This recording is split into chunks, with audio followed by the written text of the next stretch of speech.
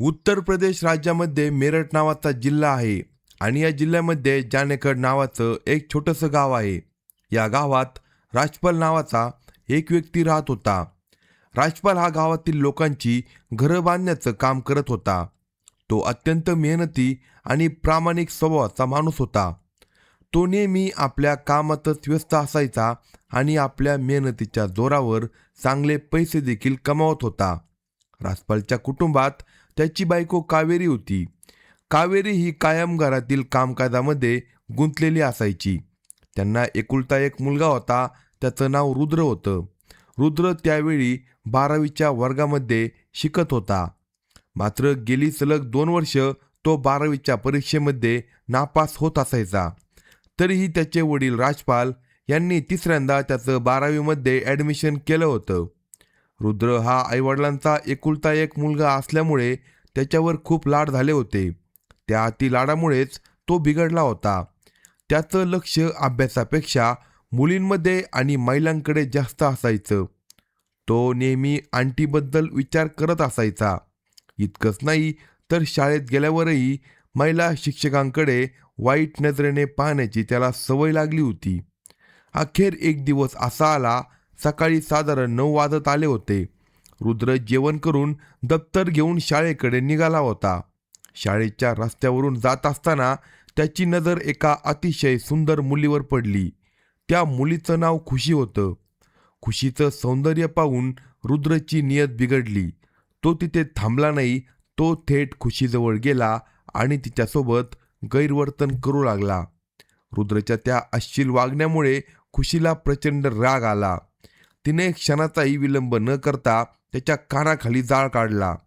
त्यावेळी आजूबाजूला काही शाळकरी विद्यार्थी उभे होते. त्यांनी हे दृश्य पाहिलं आणि रुद्रची चेष्टा करायला सुरुवात केली.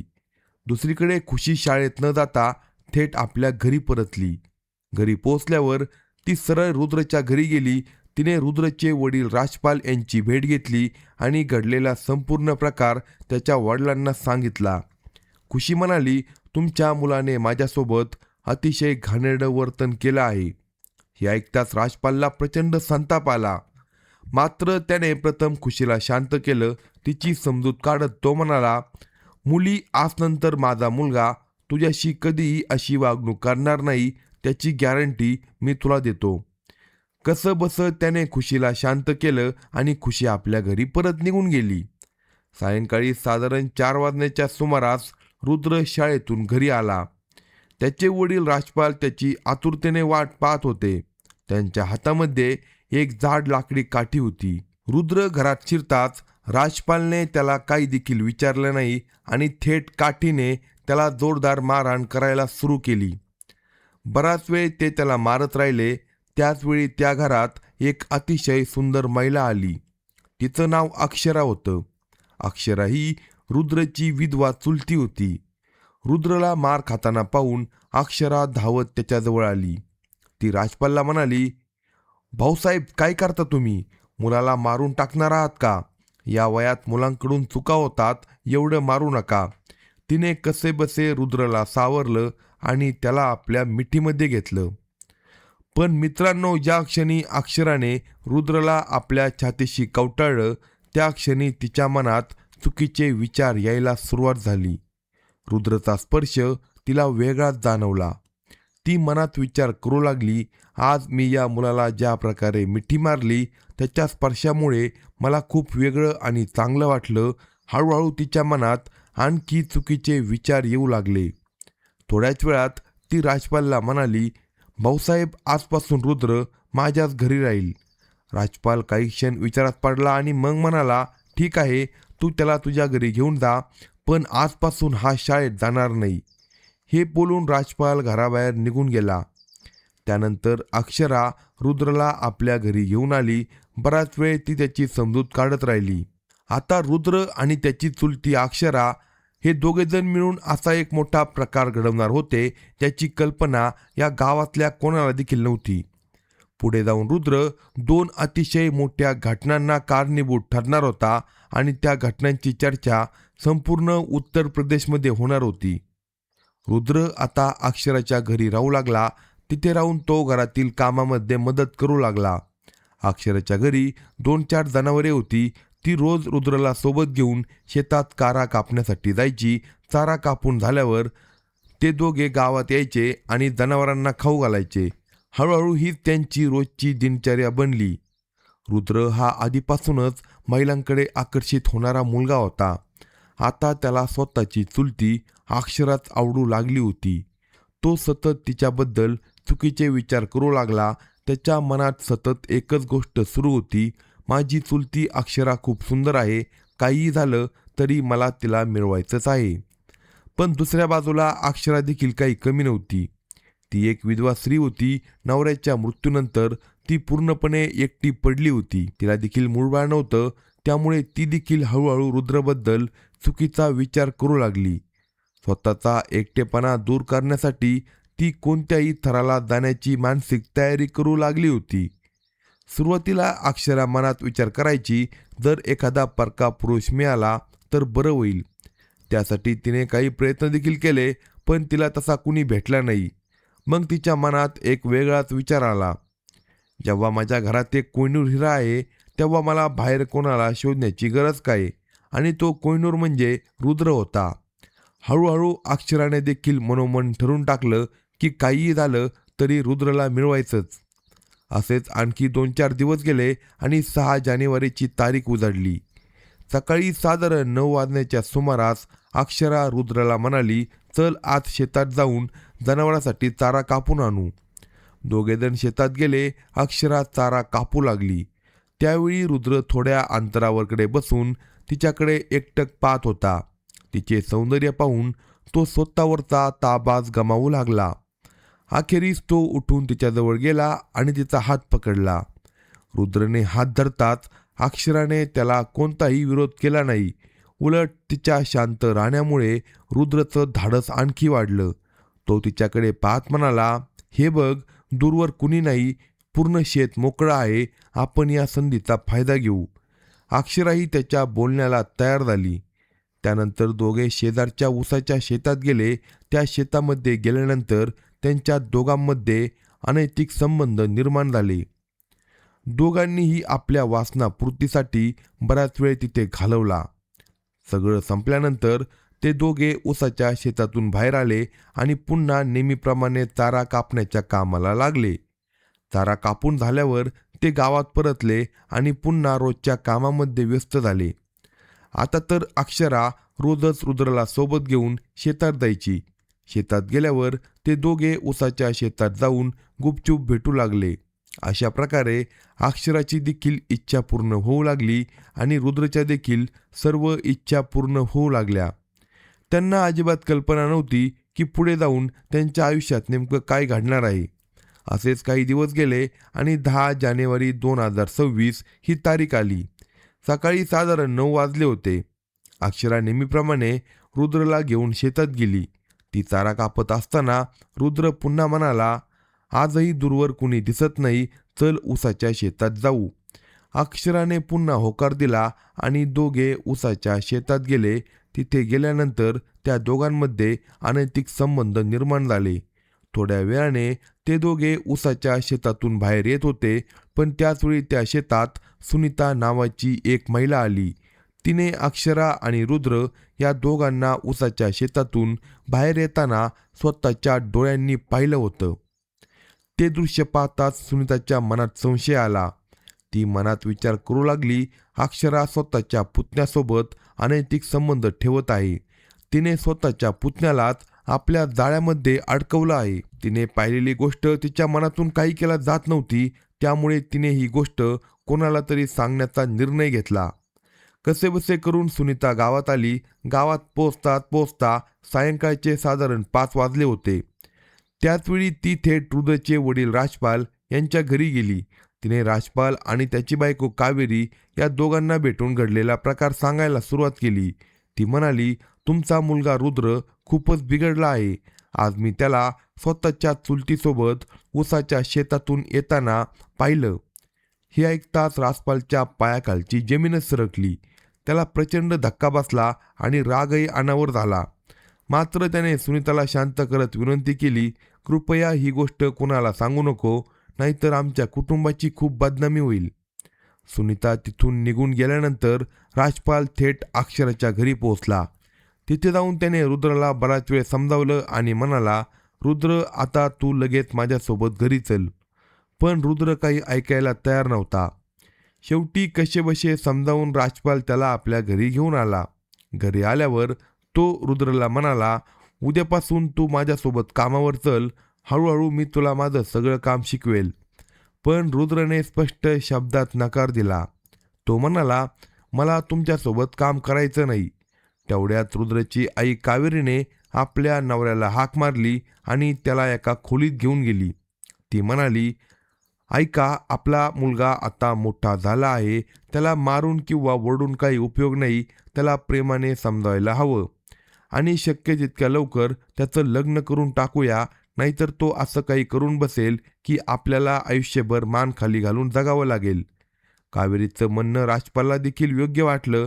त्याने मनोमन ठरवलं की आता कोणत्याही परिस्थितीत रुद्रचं लग्न लवकरात लवकर करून द्यायचं. त्याने पुन्हा एकदा रुद्रला खूप समजावण्याचा प्रयत्न केला.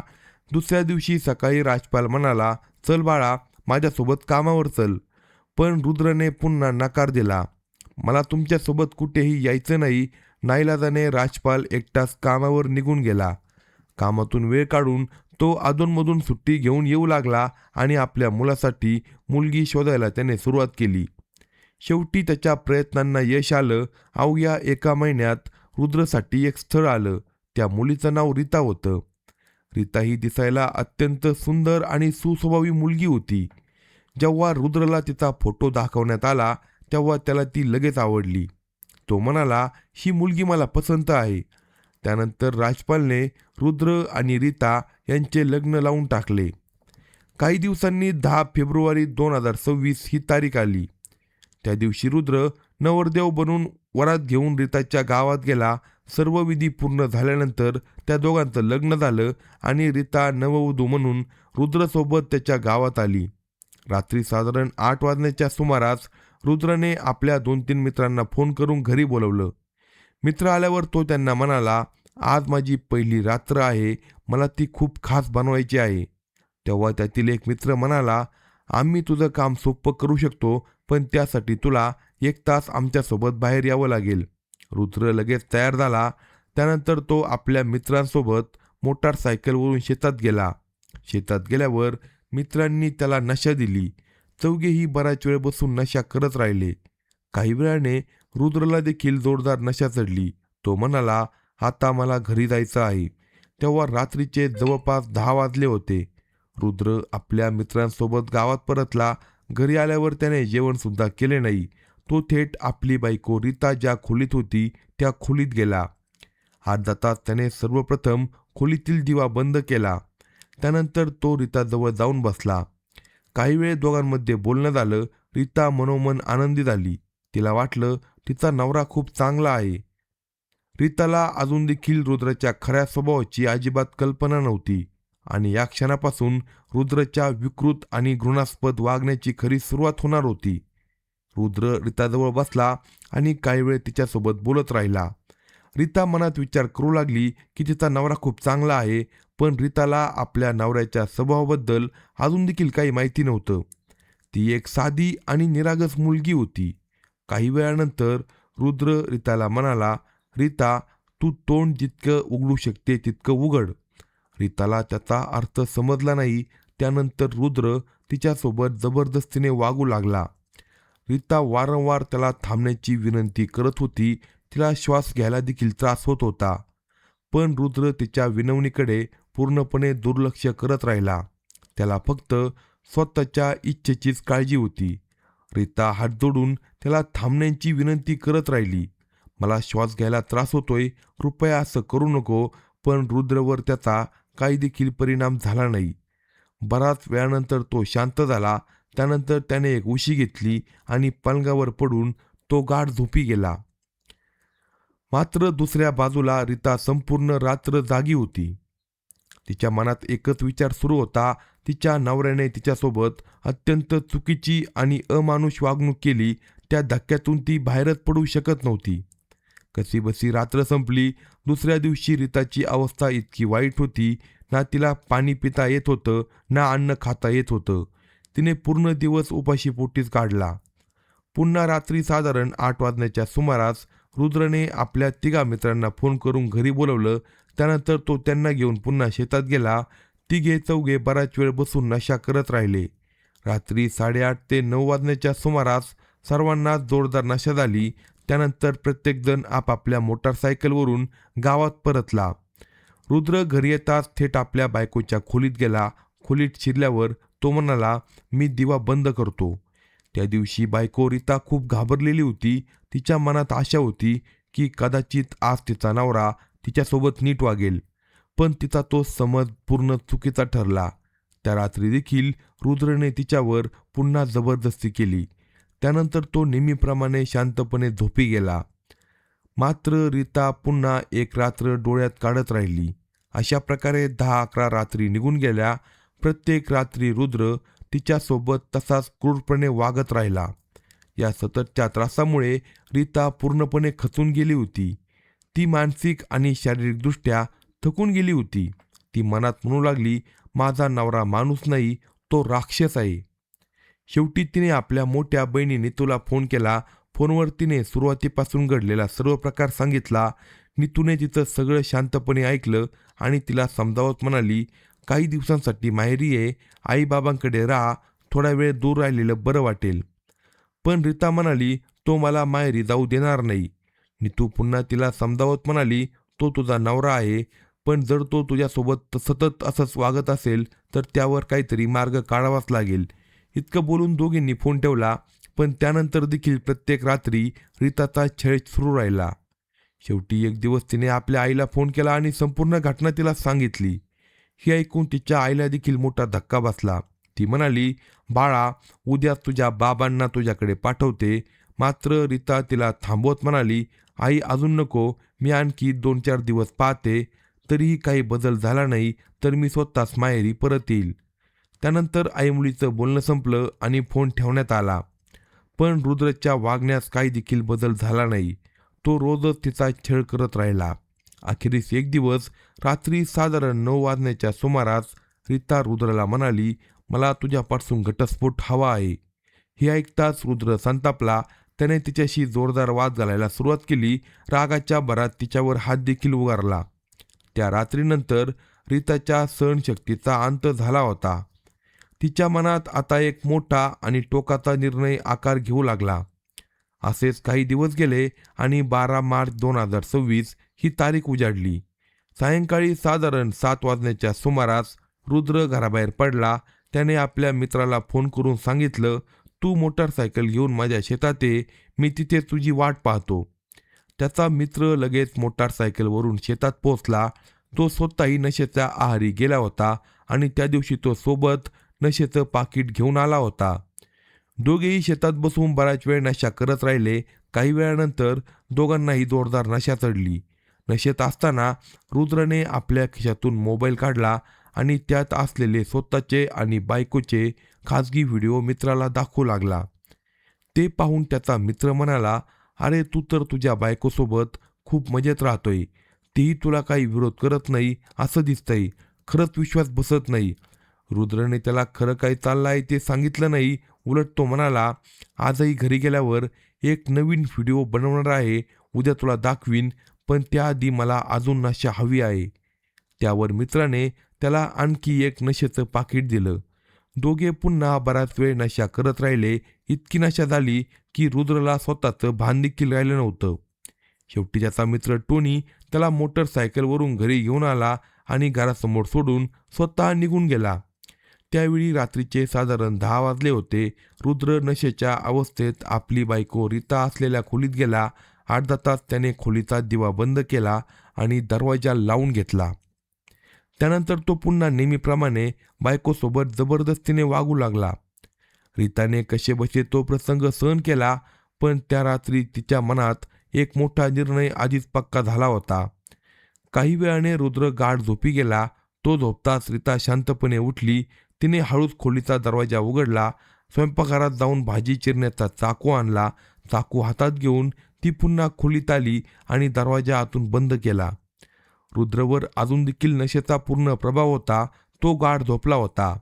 त्या क्षणी रीताने त्याच्यावर चाकूने जीवघेणा हल्ला केला. अचानक झालेल्या हल्ल्यामुळे रुद्र मोठ्याने ओरडू लागला.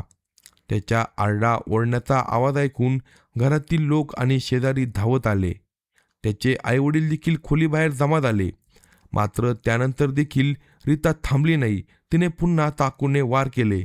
काही वेळाने शेजारच्यांनी दरवाजा तोडून आतमध्ये प्रवेश केला. आतलं दृश्य पाहून सर्वजण हादरून गेले. रुद्र हा रक्ताच्या थारोळ्यात पडला होता.